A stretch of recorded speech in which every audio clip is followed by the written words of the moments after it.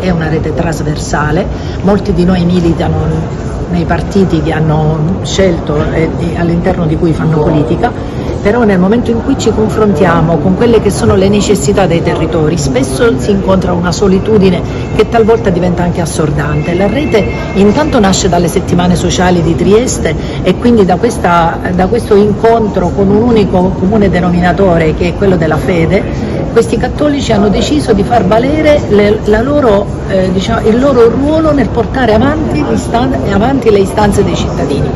Sono venuti fuori dei temi su cui confrontarsi, il welfare per esempio, che sia un welfare inclusivo, reale, concreto, e chi è sindaco sa bene che talvolta non ci sono le risorse per fare tutto ciò e mettere tutto ciò in rete.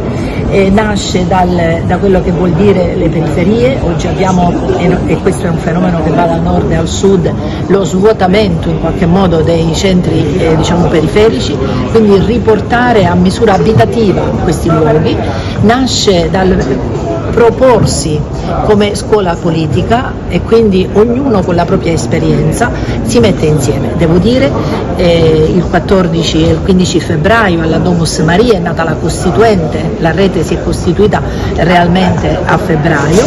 Noi in questi giorni la stiamo portando noi in giro per la Sicilia per far conoscere che cos'è, da dove muove e cosa vuole fare partendo dal basso. Domani la presenteremo in Senato e quindi a livello nazionale, e l'obiettivo è quello di mettere questi temi insieme, portarli su tavoli che possono essere regionali e nazionali per cambiare quello che fino ad ora rimane come stallo.